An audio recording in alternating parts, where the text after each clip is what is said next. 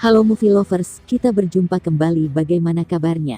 Semoga kalian dalam keadaan sehat dan bahagia. Terima kasih bagi kalian yang sudah subscribe channel ini. Kali ini saya mau merangkum film Wurong Tun 4 yang rilis pada tahun 2011. Wurong Tun 4 Bloody Begins adalah prequel dari franchise Wurong Tun 1. Film ini memiliki 6 series dan series ketujuhnya akan rilis beberapa bulan mendatang. Masih menceritakan kelompok kanibal yaitu Hilliker Brothers, yang ternyata mereka jebolan dari rumah sakit jiwa paling berbahaya di Glenville, Virginia. Alur ceritanya yang mundur dari sequel 1, dan nuansa yang berbeda dari semua series Wurong Tun, membuat film ini tidak membosankan untuk ditonton berulang dalam franchise Wurong Tun. Film bergenre horor misteri ini disutradarai dan sekaligus naskahnya ditulis oleh Declan O'Brien. Wurong Tun 4 mendapatkan rating di IMDb 4,6/10. Oke, mungkin cukup untuk perkenalan film ini, langsung aja kita rangkum alur ceritanya. Blood, sex, right down to the bitter end. Yes. Lesbian sex scene and how much people are gonna love that. Oh, yeah.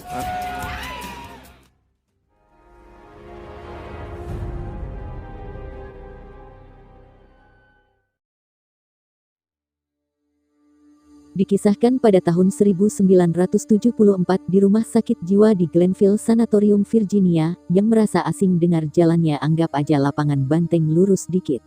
Dr. Ryan selaku pimpinan di rumah sakit itu, bersama Dr. Anna yaitu seorang psikiater, sedang meneliti para pasien di rumah sakit tersebut. Saking berbahayanya rumah sakit itu sampai diberikan red line atau garis aman pada setiap lorong tahanan. Entah disengaja atau tidak, saat Dr. Anna mengabaikan garis batas tersebut, si Panjul langsung menarik rambut Dr. Anna yang membuat jepitan kawat rambutnya terlepas. Lalu Dr. Ryan memperkenalkan 3 pasiennya yang paling berbahaya. Ia menyebutnya Hilliker Brothers. Dinamakan Hilliker Brothers karena mereka ditemukan oleh Nyonya Hilliker, jadi kalau yang nemu Munaroh menjadi. Nyonya Hilliker menemukan mereka di hutan yang sedang memakan orang tuanya sendiri. Bisa dibilang mereka bersama orang tuanya dulu tinggal di daerah pegunungan yang jauh dari pemukiman padat penduduk dan tidak ada bajai di sana. Dr. Ryan mengatakan di balik kelainannya mereka bertiga sangat cerdas, yang paling kecil memakan jarinya sendiri untuk cemilan atau kalau lagi iseng tengah malam. Yang nomor 2 menusuk matanya sendiri lalu mencungkilnya dengan garpu somai. Yang paling besar memiliki gigi runcing, bukan tanpa disengaja melainkan ia mengasahnya dengan batu sampai seperti gergaji. Dr. Ryan memberikan masker besi dikarenakan ia pernah menggigit bokong perawat. Paras wajahnya yang aneh seperti cacat lahir, dan mereka didiagnosis analgesia bawaan atau kebal dari lahir. Saat Dr. Ryan memberitahukan pasien yang lainnya, Panjul mencoba membuka sel tahanan menggunakan kawat jepitan rambut milik Dr. Anna. Hilliker Brothers yang melihatnya mencoba merampas jepitan itu dengan cara menakuti Panjul dengan wajah Teksasnya, dirasa kesulitan Panjul lalu melempar jepitan itu ke arah sel Hilliker Brothers. Three Finger lalu mencoba membuka selnya dengan perlahan-lahan, ia pun berhasil. Setelah itu Hilliker Brothers mencoba memancing penjaga sel dengan membuat kebisingan, yang membuat penjaga itu terpancing untuk melihat apa yang terjadi. Saat membuka pintu lorong ia pun langsung disergap.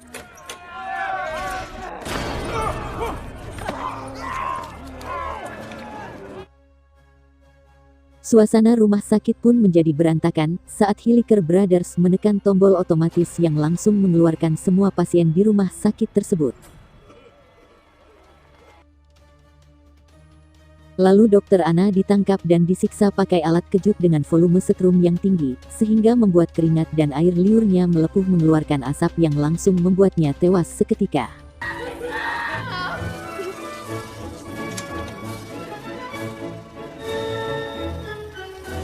Tak hanya itu, Dr. Ryan diikat kaki dan tangannya ke kawat gulung otomatis sampai putus yang membuatnya tewas kehabisan darah.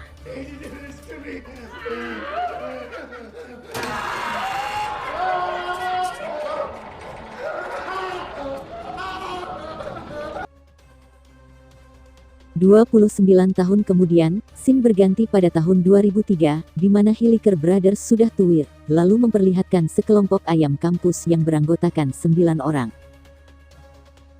Mereka sedang berkumpul dalam liburan musim dingin dan mempersiapkan kendaraan maupun perlengkapan ski. Sekiranya sudah siap, mereka semua langsung mengantarkan nyawanya. Thanks. Real nice. Okay. There you go. Hey, Kyle.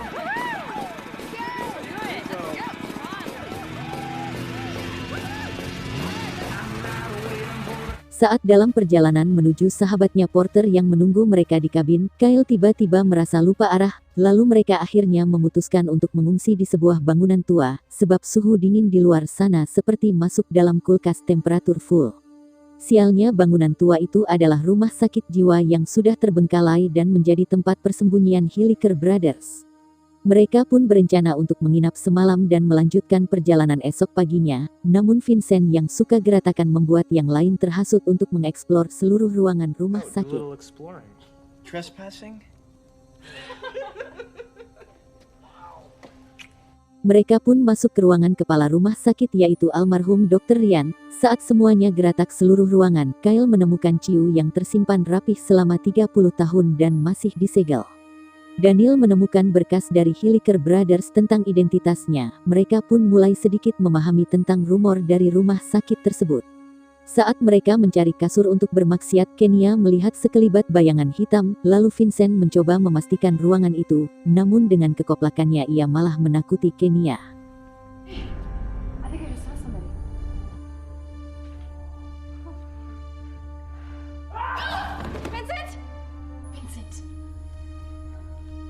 Vincent. Oh, I can't believe you. Ternyata sosok bayangan itu adalah salah satu dari Hilliker Brothers yang baru mengetahui keberadaannya. Ia pun mencoba menunggu momen yang pas untuk menghabisi mereka semua. Di sini diceritakan bahwa Kenya parno dengan kegelapan. Vincent yang mengetahui hal itu mencoba mencari generator untuk menyalakan listrik yang membuat seluruh ruangan terang kembali.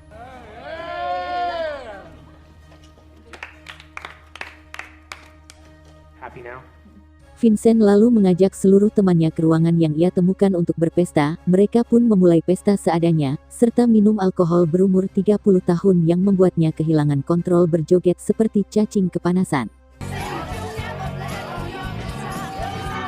Sawtooth yang memperhatikan Kenya berjoget manja, mencoba membiarkan terlebih dahulu dan langsung ke toilet.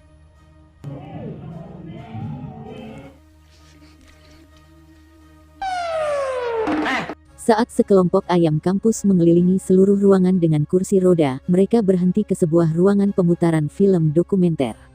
Lalu Daniel berinisiatif untuk menyetelnya. Mereka pun menyaksikan tayangan 19 detik salah satu dari Hilliker Brothers yang dijuluki One Eye.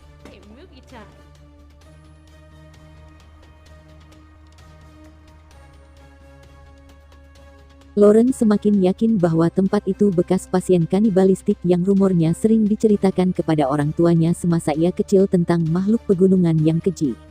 Namun sebagian di antaranya menganggap itu semua hanya legenda urban, termasuk Kenya. Mereka pun beristirahat untuk melanjutkan perjalanan esok pagi. Namun Vincent si tukang geratak belum puas mencoba mendalami rumah sakit tersebut. Saat menyusuri seluruh ruangan ia melihat ada seseorang yang duduk di balik jendela. Saat dihampiri Vincent mengira itu sahabatnya Porter yang menjemputnya, namun ternyata itu pancingan dari Sawtooth. Dengan mengendap-endap Sawtooth menusuk kepala Vincent dari belakang dan membawanya untuk stok makanan.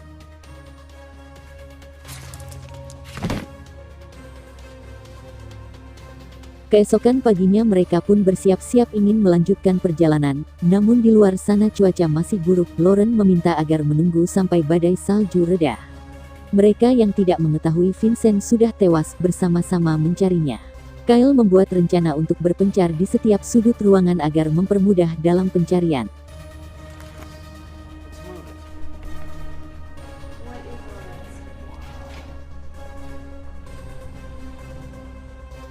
Daniel, Lauren dan Sarah mulai khawatir saat melihat bercak darah di kaca, lalu melaporkan ke temannya yang lain. Dirasa mulai ada yang tidak beres, mereka pun panik, ditambah Hilliker Brothers melemparkan pala Vincent yang membuat semua histeris sejadi-jadinya. What do you mean? Somebody is fucking with us. That looks like Porter's jacket. Claire yang terkesima melihat Vincent cuma nyisa kepalanya mencoba menjauh. Sialnya Claire terperangkap tali kawat yang ditarik Hilliker Brothers membuat kepalanya pun ikut menggelinding. Film ini paling banyak menyajikan potongan kepala di antara franchise Wrong Turn lainnya. Mereka pun melarikan diri keluar dari rumah sakit, namun kendaraannya tak mau menyala.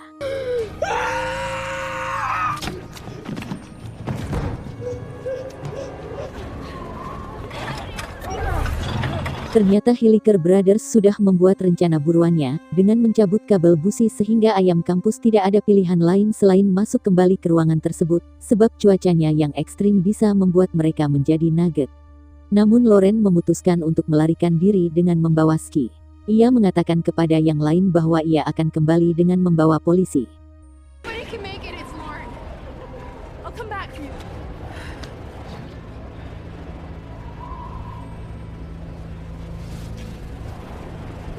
Yang lainnya kembali ke ruangan dokter untuk berlindung. Sesampainya di sana mereka berencana mencari senjata untuk berjaga-jaga dari serangan Hilliker Brothers. Kyle mengingat bahwa di ruang bawah tanah banyak senjata waktu mereka mencari Vincent, sebagian menunggu di ruangan dokter, sedangkan Kyle, Sarah dan Daniel pergi mencari senjata. Saat di lorong bawah tanah mereka dikejar oleh Three Finger dengan membawa kampak, mereka langsung berlari menuju gudang senjata untuk menyelamatkan diri.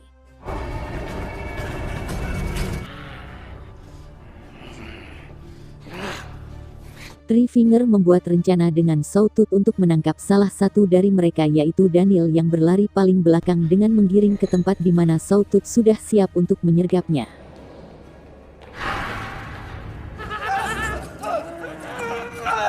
Sarah dan Kyle yang lebih dulu berlari tidak mengetahui bahwa Daniel telah disergap, ia pun mencoba memastikan namun Bridget melarangnya.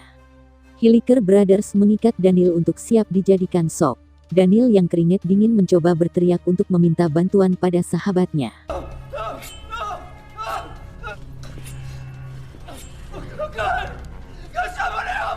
Kenya yang mendengar suara Daniel mencoba mencari cara untuk menyelamatkannya. Mereka pun menghampiri di mana suara Daniel berteriak. Saat sesampainya di dapur, Kyle mencoba mencari tahu dengan mengendap-endap mengecek keberadaan Daniel.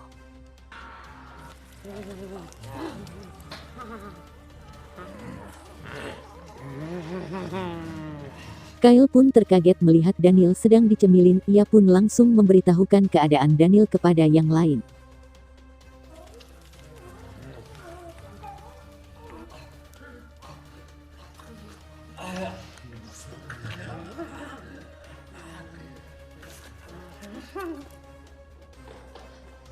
It's fucking horrible.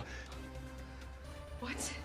Mereka pun memberanikan diri untuk melawan Hilliker Brothers. Kenya membuat strategi untuk menggiringnya ke sel tahanan, lalu Jenna menunggu mereka di persimpangan. Strategi itu pun berhasil membuat Hilliker Brothers masuk sel kembali untuk mengamankan dirinya.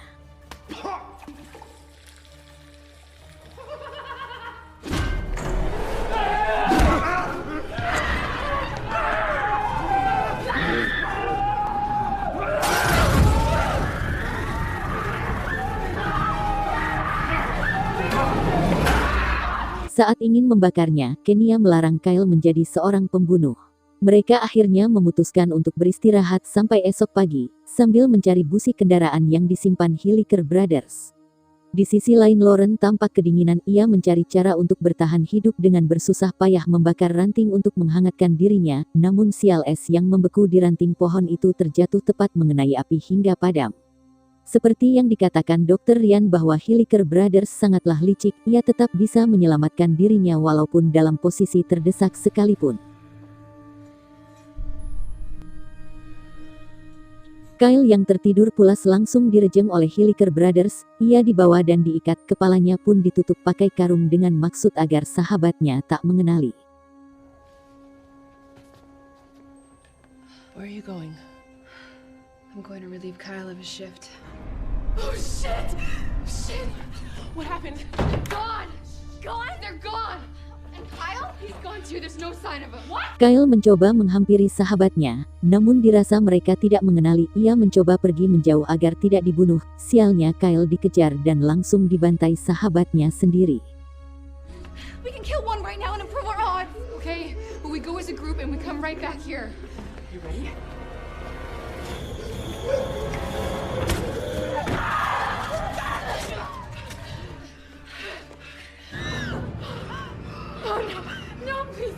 Suasana pun makin panik saat Hilliker Brothers menghampiri mereka dengan membawa bor giling. Mereka pun berlari menjauhinya dan menemukan ruangan tempat di mana Hilliker Brothers beristirahat. Kenya bersama yang lain berinisiatif mengambil jaket untuk keluar dari rumah sakit itu agar bisa melindunginya dari badai salju. Saat menemukan ruangan lain mereka mencari cara agar bisa kabur melewati celah jendela, namun sialnya seluruh jendela memiliki teralis besi. We have to climb out a window. Great. We're fucked.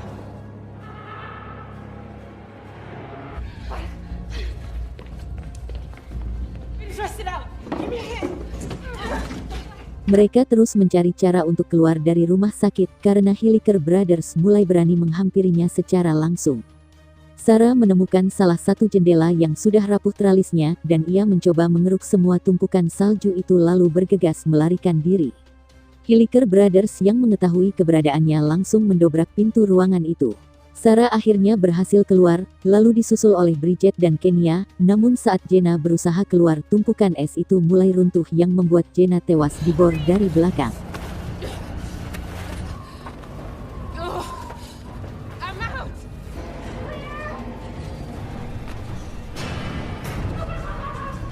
Come on, Jenna, hurry!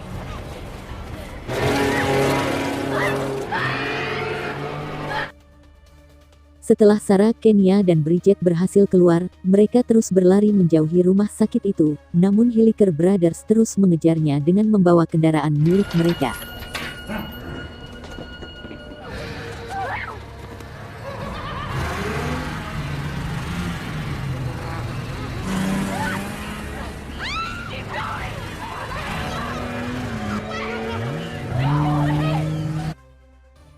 Bridget dan Kenya berhasil ditangkap. Sarah yang melihat Kenya terluka mencoba menolongnya. How bad is it? I don't know. It fucking hurts. Bridget yang berhasil lolos dari sawtooth berusaha melarikan diri namun ditabrak oleh One Eye. Bridget pun tewas dengan cara mengenaskan. Go find her.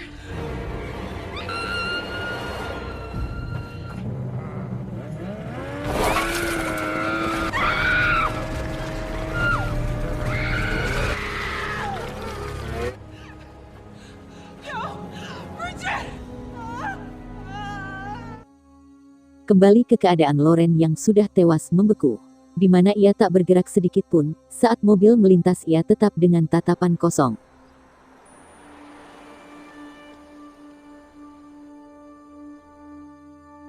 Hari pun mulai cerah. Sarah dan Kenya berhasil meloloskan diri dengan memancing One Eye mendekati Kenya lalu Sarah memukulnya dengan balok.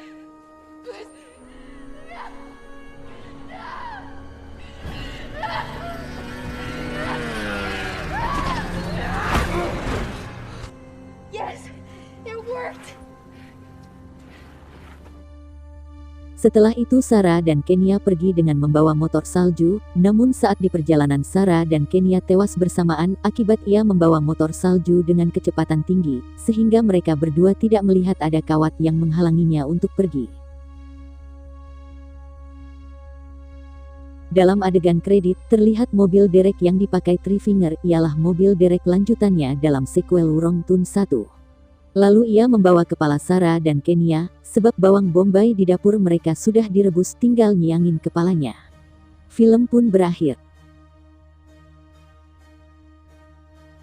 Begitulah film Wrong Turn 4 Bloody Begins yang bisa kami rangkum alur ceritanya. Jika kalian suka silahkan like, share dan subscribe. Terima kasih sudah menyaksikan, sampai jumpa kembali.